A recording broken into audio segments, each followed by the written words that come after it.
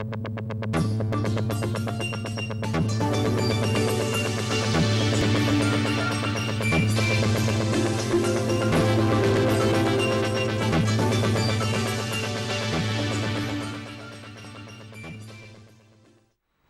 y est, cette fois-ci, mesdames et messieurs, toutes nos excuses par rapport à ce retard, mais bonsoir. Et tout de suite, découvrons le sommaire pour ce journal.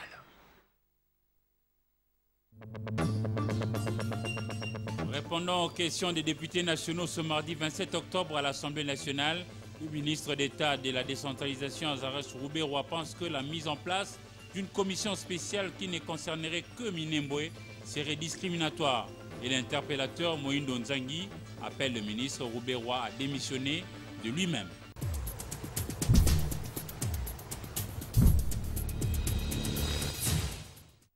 Encore une fois, bonsoir mesdames et messieurs. Azarès Rouberoa Maniwa a été encore une fois ce mardi devant les élus députés nationaux pour répondre aux préoccupations soulevées en rapport avec la commune rurale de Minembwe située dans la province du Sud Kivu.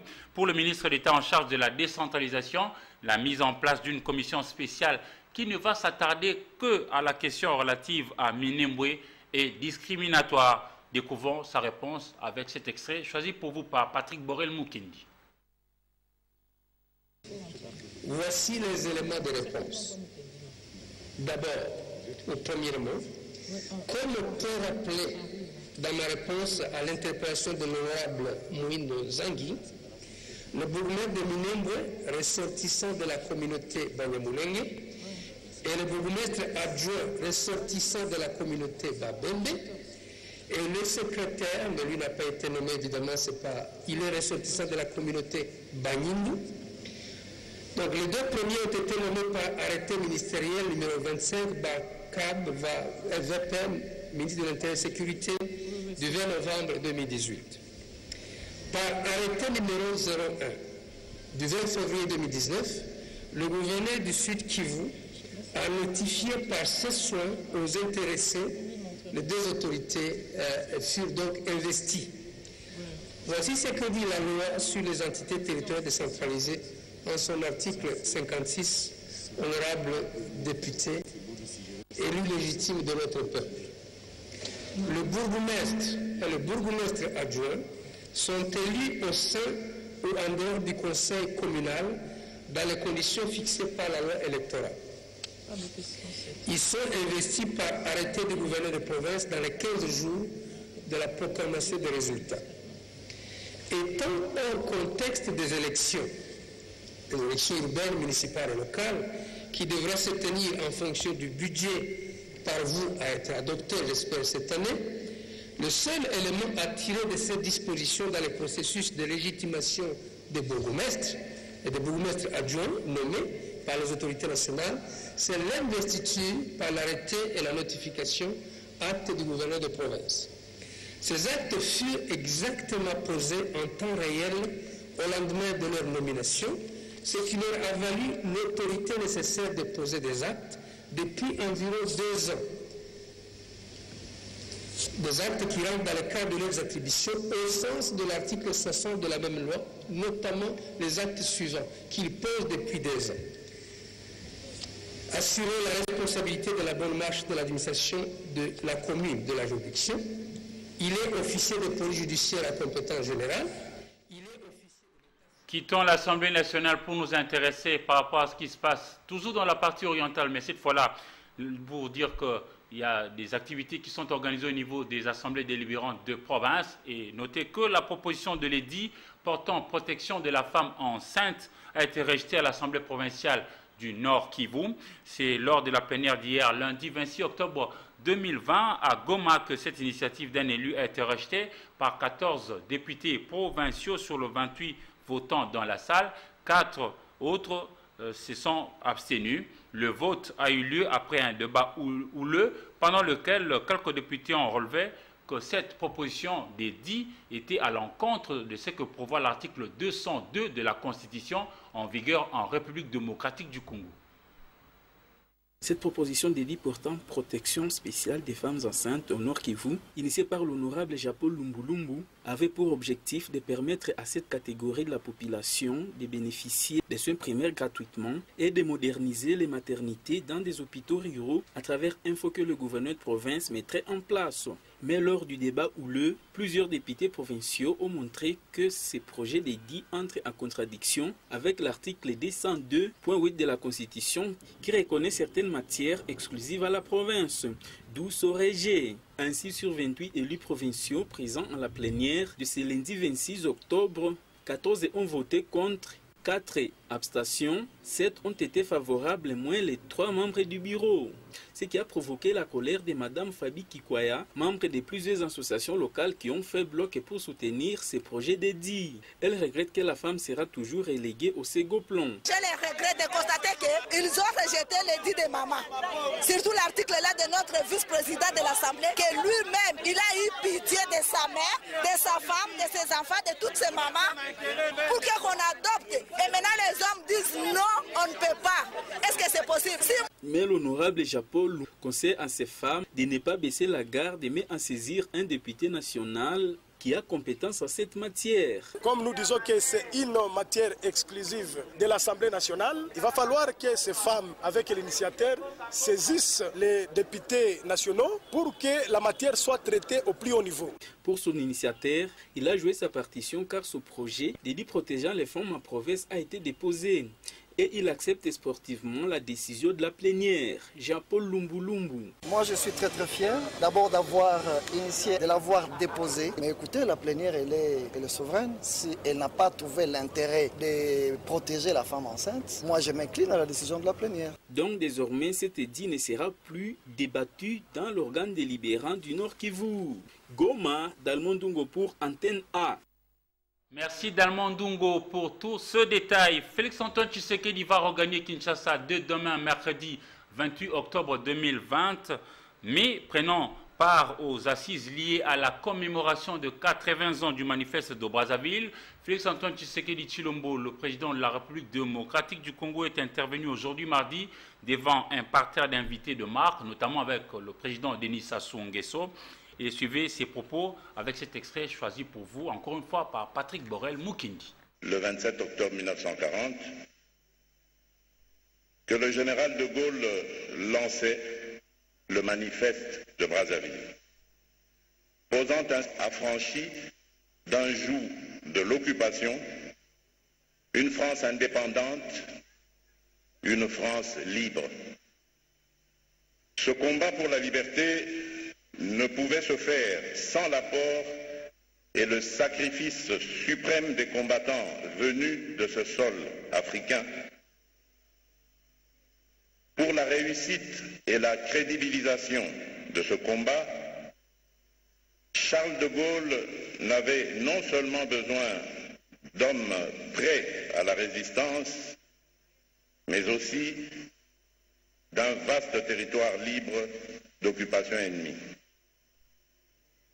Une volonté manifeste de résistance existait aussi de l'autre côté du fleuve, en République démocratique du Congo, alors Congo belge. De nombreux Congolais participaient à la Deuxième Guerre mondiale en Europe, comme en terre africaine. C'est pourquoi le général de Gaulle, en quête d'une plus large adhésion à son combat, en plus du lancement du manifeste du 27 octobre, avait prononcé un discours à la radio de Léopoldville le même jour. Ce combat pour la liberté face à l'Allemagne hitlérienne préfigurait le combat de l'après-guerre que les Africains, sous domination coloniale, vont mener pour conquérir leur indépendance de haute lutte. Il faudra à nos pères de l'indépendance encore pour se libérer de la colonisation. Si au début du XXe siècle, Simon Kimbangu, une de nos grandes figures messianiques, avait pacifiquement ouvert la voie à l'exigence de la libération du peuple noir, c'est à partir de 1956 que les revendications congolaises se durcissent après la publication du plan Van Bilsen qui préconisait une évolution progressive vers... Et justement, les partis politiques Alliance de bâtisseurs libéraux félicitent le président Félix-Antoine Tshisekedi pour son message adressé à la nation le vendredi 23 octobre dernier. Au cours d'une déclaration publiée et lue devant la presse, les membres de ces partis politiques fédération de la Chopo délivraient le message de leur autorité morale en la personne de James Bayou Kita, qui s'est dit être prêt à être consulté par le chef de l'État congolais. On le découvre avec Patrick Mangala sur place à Kisangani. Avec l'autorité provinciale, il m'a parlé de l'émission des hommes politiques dans les pouvoirs coutumiers, principalement au territoire de Luisa. Il a déploré le comportement de certains hommes politiques qui sont en train de torpiller la loi sur l'organisation du pouvoir coutumier dans notre pays. Il a dénoncé ce comportement, il a déploré. Il a demandé même que ceux qui s'immiscent dans le pouvoir coutumier puissent cesser parce que la loi doit être bien dite et bien appliquée. Vous savez, moi je suis membre de l'UDPS. L'UDPS s'est battu pendant 37 ans pour l'état des droits. Et l'état des droits, c'est le respect des textes. Je demande aux amis politiques qui veulent torpiller et mettre en mal les chefs coutumiers qui ont exercé leur pouvoir pendant qu'eux n'étaient pas des hommes politiques, de les respecter parce que ce sont nos représentants, les représentants du chef de l'État au niveau de nos groupements. Je demande à quiconque qui s'est déjà immixé dans ce sujet-là de cesser parce qu'il risque d'être frappé par la loi. Et ça, c'était plutôt les images en rapport avec l'éviction de chefs coutumiers et politiciens qui était un sujet abordé hier lundi dans la soirée avec Tarsis Kabatoussouila, ministre provincial de l'Intérieur assumant l'intérim du gouverneur au niveau du Kasaï central, et Abibi Wafina Bati, conseiller du chef de l'État en matière d'hydrocarbures. L'essentiel, vous l'avez vu avec Soleil Toumba dans ces images. Plutôt revenons sur ce qui se passe au niveau de Kisangani, où le parti politique Alliance de bâtisseurs libéraux a dit un mot à propos de ce qu'a annoncé le chef de l'État congolais Félix-Antoine Tshisekedi d'entamer dès demain déjà les consultations, et leur autorité morale James Bayou Kita, qui s'est dit lui être prêt à être consulté par le tout premier de tous les Congolais, Félix-Antoine Tshisekedi Tshilombo. Message de félicitations au président de la République, chef de l'État, son Excellence Félix-Antoine Tshisekedi Tshilombo. Monsieur le Président de la République, les partis politiques Alliance des bâtisseurs libéraux, ABEL en sigle, vous félicitent de votre communication à la nation et d'avoir pris à cette occasion la décision de consulter les forces politiques et sociales représentatives de notre pays en vue d'élargir les consensus autour des questions vitales de la République. Par le présent message, l'Alliance des bâtisseurs libéraux voudrait vous encourager et vous soutenir dans la démarche de constitution d'une union sacrée qui devra aboutir au rétablissement de certaines valeurs de gouvernance de notre pays. Le peuple congolais, dans sa majorité silencieuse et dans lequel fait partie l'Alliance des bâtisseurs libéraux et tous ses membres, se rangent derrière vous et restent déterminés à vous accompagner dans votre engagement renouvelé du serment constitutionnel ainsi que celui du rôle des garants de la continuité de l'État et du bon fonctionnement des institutions. Fait à Kinshasa, le 26 octobre 2020, honorable sénateur James Bayou Kita, élu des élus de la province de la Chopo, président et autorité morale de l'Alliance des bâtisseurs libéraux. Quelle sera la bonne approche pour la bonne gestion future de la République démocratique du Congo? Cette réalité divise les acteurs politiques, mais aussi ceux qui sont acteurs au niveau des groupes sociaux. Les uns craignent le non-respect des accords qui sera trouvé au regard de précédents, et les autres, eux, saluent par le fait même la rupture de la coalition Front commun pour le Congo FCC et le Cap pour le changement CACH. Marceline Mazé, Mwakoumania.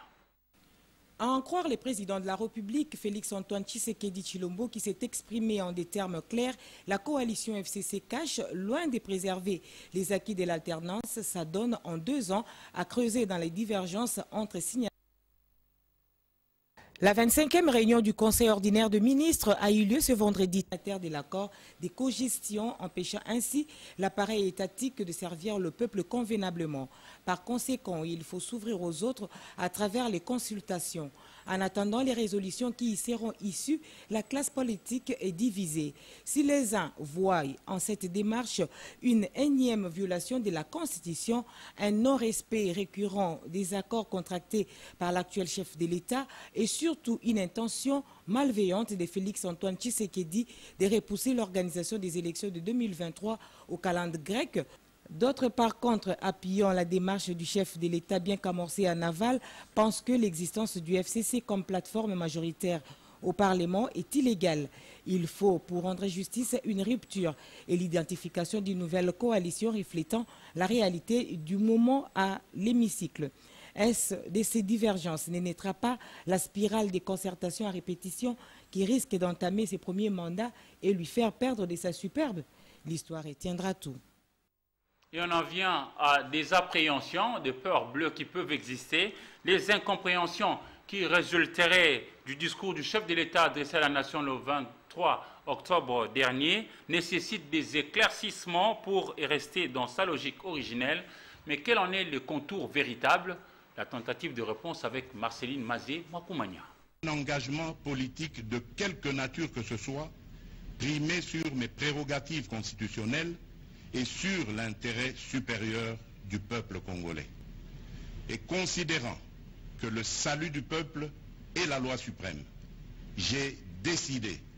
Il a pris 6 minutes pour prononcer son discours, concis, rassembleur, responsable en sa qualité de garant de la nation, et c'est là dans un ton ferme.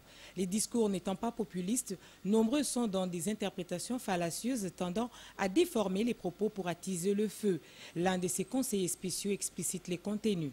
S'il y a des présidents délégués à l'Assemblée nationale et au Sénat, à la cité de l'OUA, au palais de la nation, il n'y a pas de président délégué.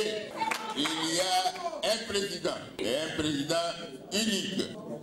Les consultations vont commencer pour la reconstruction du pays, pour revoir la façon de fonctionner du gouvernement. Et on saisit la quintessence de ces projets et l'opportunité de ces consultations pour un large consensus national qui préconise l'adhésion d'autres forces vives dans la gestion du pays. L'honorable Bahati Lukwebo s'exprime en ces termes. Et la coalition FCC CACH a démontré auprès de l'opinion que les gens s'épillent et se piègent. Et ça, c'est dangereux. Lorsqu'on est là pour se piller et se piéger, c'est qu'un jour, il peut y avoir un clash. Et c'est le peuple qui va toujours payer le prix le plus fort. Raison pour laquelle nous préférons prévenir. Nous avons dit que les gens se mettent autour d'une table, qu'on se mette d'accord. Le président de la République a promis à la nation tout entière d'entamer dès cette semaine une série de contacts visant à consulter les leaders politiques et sociaux les plus représentatifs pour la création d'une union sacrée de la nation qui vivra verra. 5 à 20 ans de servitude pénale, tel est le verdict de 10 présumés bandits armés et de leurs collaborateurs jugés hier lundi, le 26 octobre 2020 à Bunia, chef-lieu de la province de l'Ituri, par le tribunal militaire garnison de l'Ituri. Les précisions avec notre permanent sur place, King Johnson Lusala. Le tribunal militaire de garnison de l'Ituri a rendu un verdict à une dizaine de prévenus, dont des militaires et civils, ce lundi 26 octobre 2020, dans un dossier qui les opposait avec le ministère public. C'était au cours d'une audience publique à la tribune de la ville de Bounian que ce jugement a été rendu à ces prévenus dont leur peine varie de 5 à 20 ans avec amende. Pour l'auditeur militaire de l'Ituri, Vicky Lopombo, le ministère public est satisfait de ce verdict. Oui, la dame Bagouni Sezikana Espérance a été condamnée par le tribunal militaire à 20 ans de servitude pénale principale pour détention illégale d'armes et munitions de guerre. Oui, le ministère public est satisfait pour autant que les peines requises par le ministère public ont été confirmées par le tribunal. C'est elle-même qui n'a pas voulu dénoncer les gens avec lesquels elle a collaboré. C'est son affaire. Les services de sécurité continuent les investigations pour démanteler tous les réseaux. L'un de ces prévenus qui a été acquitté félicite les jugements lui rendus et encourage l'état des droits. Merci King Johnson. Loussala depuis Bounia, chef-lieu de la province de l'Ituri. De nombreuses voix s'élèvent pour demander des explications sur l'attente assez longue observée pendant plusieurs semaines par rapport à la publication des résultats de l'examen d'État, option technique.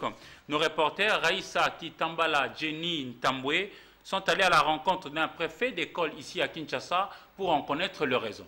Regardez.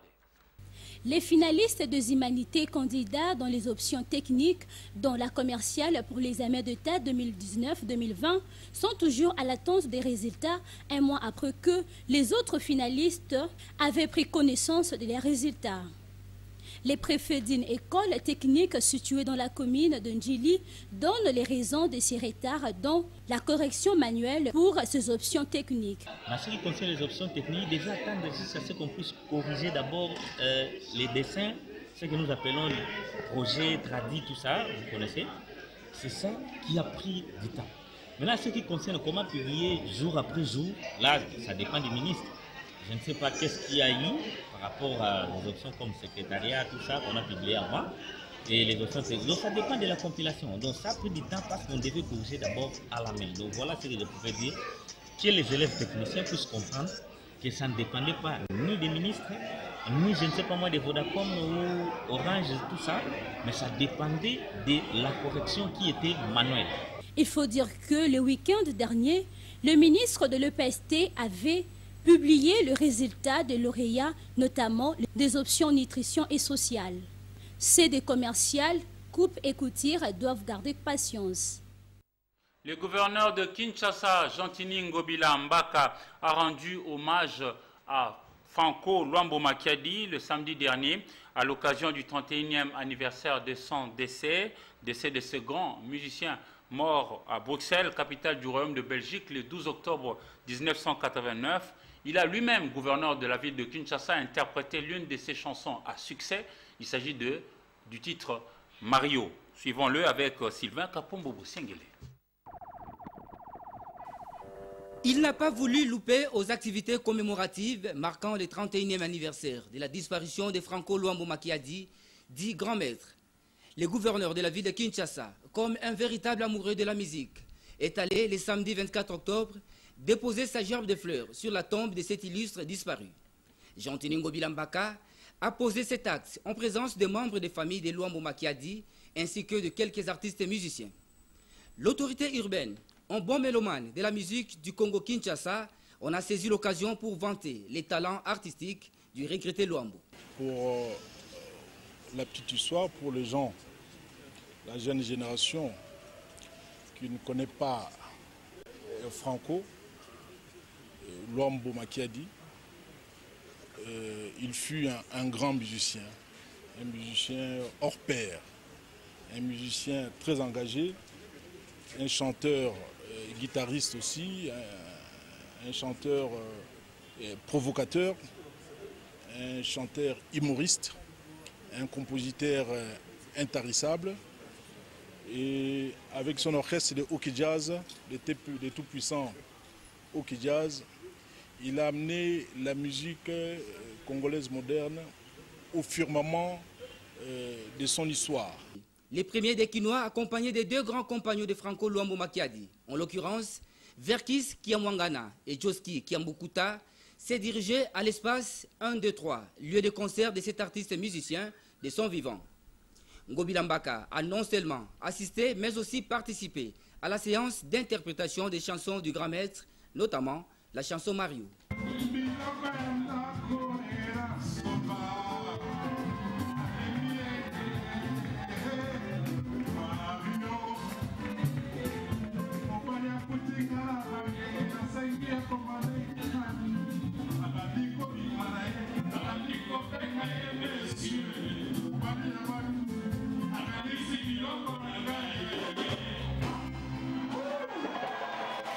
Devant l'assistance, Jean-Tini Ngobila a annoncé l'érection d'un monument dans la commune de Limete à l'honneur des 3 icônes de la musique de la RDC, à savoir Luambo Makiadi et Taboulé, déjà décédé, et Verkis Kiamwangana, encore vivant. Et preuve que la République démocratique du Congo reste une terre de musique. Prenons l'actualité vue par les autres où Esther Badi Biabia, accompagnée de Selim Bayabo, est allée promener son micro auprès de M. Bangui Bayo, directeur de rédaction d'un journal. Et pour lui, l'actualité reste dominée par la cacophonie qui caractérise l'ambiance qu'il y a entre le FCC d'un côté et le cash de l'autre. Regardez. Aujourd'hui, l'actualité est dominée par la crise qu'il y a entre deux partenaires. Il y a d'une part le FCC et de l'autre côté Cash. La crise est couvée depuis longtemps puisqu'on a connu des moments où entre les partenaires il y avait des divergences et tout récemment c'était la prestation des serments des juges au niveau de la Cour constitutionnelle où le FCC qui est partenaire des Cash ont boudé d'y assister. Et tout ça, c'est autour du contrôle de la Cour constitutionnelle. Puisque vous savez que c'est l'organe très stratégique où les grandes décisions, les dernières décisions se prennent quant aux proclamations des résultats, quant à certaines décisions majeures, ça se prend au niveau de la Cour. Donc si vous avez la maîtrise de la Cour, vous avez le pouvoir. Donc c'est ce qui a fait que les deux partenaires aujourd'hui se regardent en chaîne de faïence. Et nous avons constaté dernièrement la prise de position du président. Et suite à cette crise, il avait dit qu'il va convoquer des concertations, d'où sortira une union sacrée. Or, si vous voyez... Et on va prendre l'actualité africaine avec notre partenaire The Voice of America, VOA.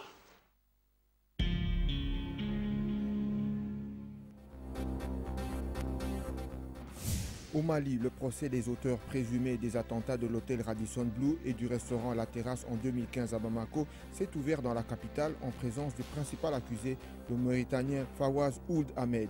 25 personnes ont péri dans ces deux attaques. Au Niger, le fils d'un missionnaire américain a été enlevé à Massalata, à 400 km de Niamey, selon Ibrahim Abalele, préfet de Birminkoni, dans le sud du pays. Cette famille de missionnaires y vivait depuis plusieurs années. Une mission conjointe de la CEDEAO, l'Union africaine et l'ONU a exhorté les autorités guinéennes à lever le dispositif de sécurité autour du domicile du chef de l'opposition, Cellou Dalein Diallo, et du siège de son parti après la réélection contestée du président Alpha Condé. En Tanzanie, l'opposition a annoncé ce mardi, veille des élections générales, l'arrestation de son chef, Seif Sharif Ahmad, candidat à la présidentielle. Elle accuse les forces de l'ordre d'avoir tué 9 personnes, ce que la police a démenti. Et revenons vite à Kinshasa pour lire la presse parue aujourd'hui dans une sélection et commentaires signés pour vous par Polydor Patrick Ngazami. Revue de presse.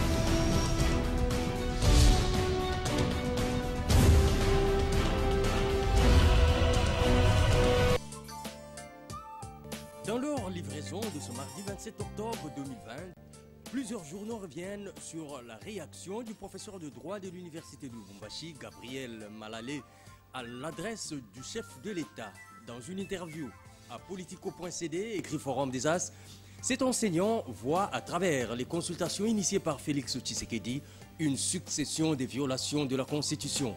En les initiant, soutient-il, le président de la République a mis une croix sur la coalition. Et c'est ce qu'il considère comme la grande faute de Fachi. La prospérité revient aussi sur la même réaction du professeur. À l'avis de ce dernier, écrit-il, Le président Félix Tshisekedi a démontré suffisamment l'absence de leadership par rapport à son devoir d'assumer l'exercice des droits et des souverainetés de l'État du Congo. Tout en étant dans une alliance fondée sur l'esprit et la lettre que l'on appelle convention, poursuit-il, le chef de l'État veut en quelque sorte jouir d'un pouvoir sans respecter les moyens par lesquels il y a accédé. Il a la main facile pour prendre des décisions en violation de la Constitution. Et tourner le dos à Kabila, c'est perdre la boussole, prévient le professeur Gabriel Malalé. Pour lui, affiche en manchette le moniteur Félix Tshisekedi ne respecte ni la Constitution, ni les lois, ni les accords. Et particulièrement au chapitre des consultations, écrit le journal, il soutient qu'elles n'ont pas de fondement légal. Nous sommes dans un État où la Constitution et les lois méritent d'être respectées. Il se constitue à la place d'un formateur ou d'un informateur. Or, cette démarche n'a pas de fondement juridique, précise-t-il. Et concernant le Premier ministre Sylvestre Ilunga, écrit le Phare, le constitutionnaliste qui revisitait l'ordonnance numéro 19/056 du 20 mai 2019 portant nomination d'un Premier ministre soutient qu'il devrait tout simplement remettre son tablier à partir du moment où l'accord entre les forces politiques membres du CACH et celles du FCC en vue de la formation d'un gouvernement de coalition n'existe plus. Leurs opinions à l'effet de créer une union sacrée de la nation. Évoquant justement ce dernier sujet, c'est-à-dire la création de l'union sacrée de la nation, la référence plus fait remarquer que si du côté du FCC la situation politique générée par le discours du chef de l'État fait monter la pression, du côté des membres de la MOUCA, ce développement est considéré comme une brèche à saisir intelligemment. C'est la raison pour laquelle, renseigne le quotidien, Martin Fayulu a saisi l'opportunité pour remettre sur la table son plan de sortie de crise qui, selon lui, est la seule feuille de route crédible pour rendre sa souveraineté au peuple congolais. Et selon la prospérité, qui en parle aussi, il parle aujourd'hui à partir de Brazzaville avant le lancement des consultations. Bonsoir.